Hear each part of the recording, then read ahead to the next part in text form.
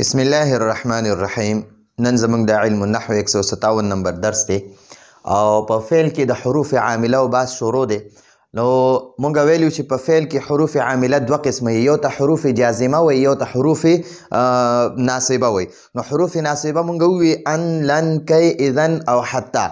دا ان، لن، کی، اذن دا چې دی مونږ وی چې دا څلور حروف داسې دي چې دا فعل مضارع له نصب ورکوي، چې کوم صيغو باندې پیش وي هغې له نصب ورکوي، او چې کومې صيغو په آخره کې نون اعرابي اووه صيغې دي نو هغې نه نون اعرابي غورځوي. او یضربن تضربن یا ینصرن تنصرن د جمع مؤنث چې کوم دوه صيغې دي هغې ته هېڅ هم نه وایي. دقه شان اوس حروف جازمه پنځه دي چې حروف جازمه هغه حروف ته وایي چې فعل مضارع له جزم ورکوي.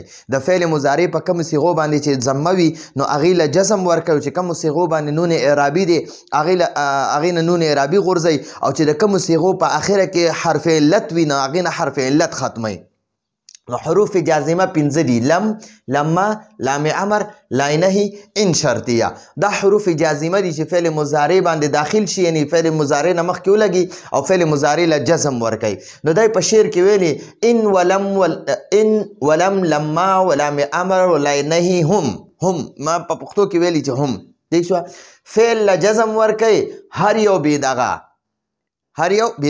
نو دا شعر په اردو کې لیکلی او ما د خپل وس مطابق پښتو ته راواړو. نو دی کې دا لم چې دی لم که نه نو دا هم فعل مضارع له جزم ورکوي او نون اعرابي غورځوي. لما هم فعل مضارع له جزم ورکوي، نون اعرابي غورځوي. لام امر چې دی دا هم فعل مضارع له جزم ورکوي او نون اعرابي غورځوي. لا نهي فعل مضارع له جزم ورکوي او نون اعرابي ختموي. ان شرطیه دا هم فعل مضارع له جزم ورکوي. ټیک شو جی؟ او نور اعرابي هم ختموي. نو اوس دې کې د هر یو خپل خپل مثال لیکلی دی. لم ینصر دا ینصرو دی، نصره ینصرو، ینصرو، ینصران، ینصرون، دا ینصرو دی، دا اصل کې دی ینصرو.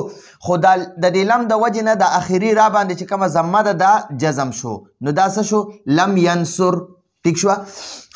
د دې معنی کې څه تبدیلی راځي نو هغه هم ټول دا د تفصیل سره لیکلی چې یعنی معنی کې څه تبدیلی راځي. اوس لما ینصرو دی، ینصرو دا اصل کې ینصرو دی. د لما د فعل مضارع د اخري حرف له د ضمې نه جزم کو. ٹھیک شو؟ دا ینصرو دی، دا هم ینصرو دی. نو دا لام امر چې په دې باندې ولګېدو نو لینصر دا اخري حرف دا جزم کی. نو دې ته ځکه حروف جازمه وایي چې د فعل مضارع اخري حرف له جزم ورکوي. دا لا نهي ده، ینصرو دی اصل کې ینصرو، چې کله د ینصرو باندې دا لا نهي داخله شي نو دا به لا ینصر شي، د اخري حرف به ساکن کی. دا تنصرو انصرو دی، دا دی اصل کې تنصرو او دا انصرو دی. چې د کله د دې نه مخکې دا ان شرطیه ولګي که نه نو د اولې صیغې نه دا به تنصر کی، آخري حرف به ساکن کی، او دا دویمه صیغه چې ده دا به انصر کی، د ده به هم د آخري حرف ساکن کی. نو ګورئ دا ان شرطیه چې دی دا په دوو جملو داخلیږي، یو جمله دا تنصرو ده، یو جمله د انصرو ده. نو د اولې جملې ته جمله شرطیه وایي، جمله شرطیه وایي. بس اوس د دې را روان دی. د دویمې جملې ته جزا وایي. نو څنګه چې دا ان دا جمله شرطیه د له جزم ورکوي همدقه شانتې د دې د عمل په دې جزا باندې وي. ٹھیک شو؟ یو ته جمله شرطیه وایي، بلې ته جمله جزاییه وایي. ٹھیک شو؟ نو دا انصرو دا جمله جزاییه دی، خو د دې ان د وجې نه دا جمله جزاییه چې دی د اخري حرف هم ساکن شي. نو د دې ان دا اثر په دوانو جملو باندې کیږي. ښه جي؟ د اولې جمله شرطیه اخري حرف هم ساکن کی، د جمله جزاییه اخري حرف هم ساکن کوي. دا ان په دې دوانو جملو کې عمل کوي.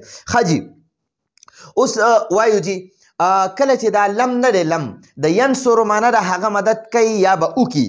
نو کله چې دا لم په دې ینصرو باندې داخل شي که نه نو د ده معنی به د ماضي کی، واپس په ماضي ته واړئ. نو دا به شي لم ینصر، هغه مدد اونه کړو، حالانکې د دې ینصرو معنی ده هغه مدد کوي یا به وکي، خو د لم هغه معنی ماضي ته واړوه. لم ینصر هغه مدد نه کوي. دقه شان لما ینصرو چې دی که نه، لما ینصر د ینصرو معنی ده هغه مدد کوي یا به وکي. د لما د معنا د فعل مضارع معنا ماضي ته واړوله او استغراق معنا ده چې یاره مسلسل تر د خبرو کولو پورې دا کار نه دی شوی. لما ینصر معنا ده هغه اوسه پورې مدد نه دی کړی، هغه اوسه پورې مدد اونکو یا هغه اوسه پورې مدد نه دی کړی. دا لم ینصر معنا ده هغه مدد اونکو او لما ینصر معنا ده هغه اوسه پورې مدد اونکو. ٹھیک شو؟ لینصر ګوره دا لام امر دی، نو دا لام امر د فعل مضارع په شپږ غایبو صیغو باندې ینصر، ینصران، ینصرون، تنصر، تنصران، ینصرنا دې شپږو صیغو درې د مذکر درې مؤنث باندې دا لام امر داخليږي او دوه د متکلم انصر، ننصر، واحد متکلم او تثنیه او جمع متکلم په دې باندې دا لام امر داخليږي او دا اخیری حرف له جزم ورکوي، نون اعرابي ختمي. نو د معنا پکار دی چې لینصر پکار دی چې هغه مدد وکړي، لینصر پکار دی چې هغه مدد وکړي. ٹھیک شو؟ نو معنی مستقبل سره خاص کا هغه د موجوده زمانه هغه معنی ته ختم کړه. لینصر پکار دی چې هغه مدد وکړي. ٹھیک شو؟ ها اوس دا لاینه ده، نو دا لاینه د فعل مضارع په 14 صيغو باندې داخليږي او په 12 صيغو کې عمل کوي او دو جمع مؤنث صيغې دي په هغه کې عمل نه کوي. نو دا چې کوم صيغو په اخره کې پیش وي نو هغه نه پیش ختمي جزم ور کوي او کوم صيغو په اخره کې نون اعرابي وي هغه ختمي. نو لا ينصر معنی ده هغه د مدد نه کوي، لا ينصر هغه د مدد نه کوي، لا تنصر ته مدد مکوا، لا تنصر ته مدد مکوا او لا ينصر هغه د مدد نه کوي. ٹھیک شو؟ اوس ګوره ان شرطیه، ان تنصر انصر، ان تنصر کته مدد کې، ان تنصر کته مدد کې، انصر نو زه مدد کوم. نو ګوره دا ان شرطیه چې دی کنه دا که په فعل مضارع باندې داخل شي نو د معنی مستقبل څخه خاص کوي او که دا په فعل ماضي باندې داخل شي نو دا فعل ماضي معنی مستقبل ته اړای. ٹھیک شو؟ لکه ان تنصر انصر کته مدد کې نو زه مدد کوم. یا ګوره ان نصرت دا نصرت فعل ماضی ده. ان نصرت نصرتو، ان نصرت د نصرت معنی ده تا مدد وکړو او نصرتو معنی ده ما مدد وکړو. د نصرت معنی ده تا مدد وکړو او د نصرتو معنی ده ما مدد وکړو. خو چې کله د دې نصرت او نصرتو نه مخکې ان شرطیه ولګي نو د معنا خو مونږ د ماضي کو دا د ماضي صيغې دي نو د معنا به د مستقبل کی. ٹھیک شو؟ ان نصرت، ان نصرت کتا مدد وکړو، نصرتو نو زه مدد وکم، کته مدد کې نو زه مدد کوم. نو ګوره دا دوه معنی مستقبل ته وړي. د ان تنصر انصر معنی د کته مدد کې نو زه مدد کوم او ان نصرت نصرتو د دې معنی د کته مدد کې نو زه مدد کوم. نو د ماضي او د مضارع معنی د دې ان د وجه نه دوه د مستقبل شولي. ٹھیک شو؟ خو دلته دی ان دی نصرت دی تعالی جزم نه دی ورکړي نو دلته کې وای یاره دا دلته کې دا جزم چې دی دا مقدر دی. مطلب دا دی چې دا محلن مجزوم ده، دا صيغه محلن مجزوم ده، لفظا مجزوم نه ده. ٹھیک شو؟ دا ان چې دی دا د فعل مضارع له خو جزم ورکوي خو چې فعل ماضي وي نو هلته به بیا مونږ وایو یاره دا محلن مجزوم ده دا صيغه. ٹھیک شو؟ نصرتو دا محلن یا مقدر دی، دلته کې جزم مقدر دی، جزم مقدر دی. مقدر معنی چې پټ دی. ٹھیک شو؟ دلته جزم مقدر، جزم مقدر او جزم مقدر یا محلن مجزوم، محلن مجزوم. ٹھیک شو؟ نو دا خبره اوس د دې لږ ته تفصیلی لیکلی دی. دا ټول حروف په فعل مضارع باندې داخليږي. دا لم، لما، لام امر، لاینه، ان شرطیه دا په فعل مضارع داخليږي او فعل مضارع کې دوه قسمه عمل کوي. فعل مضارع کې دوه قسمه عمل کوي. یو لفظي عمل کوي چې فعل مضارع دا لفظ نسه جوړي یعنی جزم ور کوي او یو معنوي عمل کوي یعنی معنی کې څه تبدیلی راولي. نو لفظي عمل دا حروف جازمه د فعل مضارع پیش والا صيغه لا جزم ور کوي او نون اعرابي والا صيغونه نون اعرابي ختمي. پیش والا صيغونه جزم ورکي، نون اعرابي والا صيغونه نون اعرابي ختمي او حرف علت والا صيغونه حرف علت لري کوي. حرف علت والا صيغه کم یو دي فرض کا موږ سره دي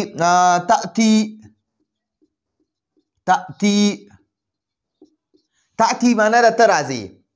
نو ګورئ لم تأتی دا اخیری حرف یا ده دې ته یا حرف علت وایي دا به ختم شي نو دا بس دلته کې څه موږ سره پاتې شي تأتی لم تأتی ټیک شوه یا ګورئ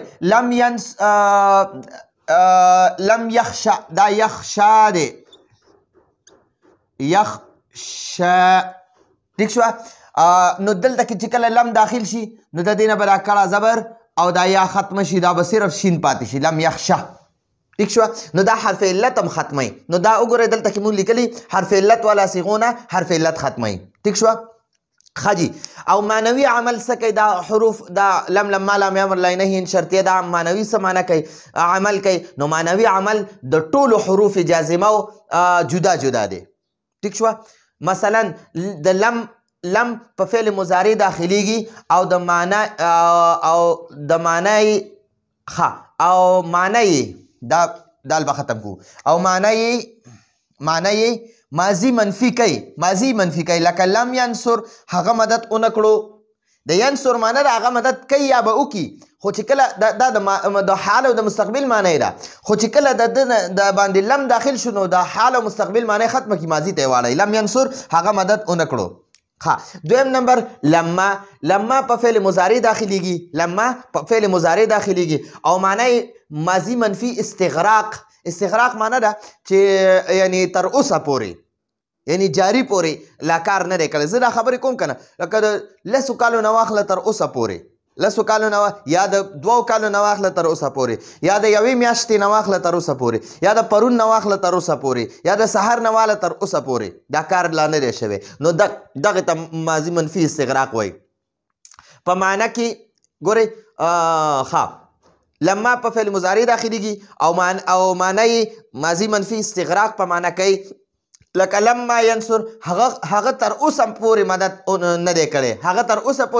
نه دی کړی ٹھیک شو نو دا خو د لما تفصیل شو اوس ګورئ د لام امر د فعل مضارع په غایب او شپږو صیغو او د متکلم په دواړو صیغو داخليږي او د طلب معنی پکې پیدا کوي یعنی دا کار دی وکي طلب معنی دا غوښتنې معنی پکې پیدا کوي لکه لینصر پکار دی چې هغه مدد وکي څلورم نمبر لاینهی د فعل مضارع په ټولو صیغو داخليږي پیش والا صیغو له جزم ورکوي او نون اعرابي ختمي او په مضارع کې د منع معنی پیدا کوي یعنی د کار نه منع کوي خلک لکه لا تنصر ته مدد مکوه لا تنصر ته مدد مکوه لا تضرب ته وخل مکوه لا تشرب ته مسکا ٹھیک شو لا تشرب ته اوبه مسکا دقه شان لا تظلم ته ظلم مکوه لا تاکل ته خوراک مکوه نو د نه کولو هغه معنی پکې پیدا کوي خجي اوس پنځم نمبر ان شرطیه په دوه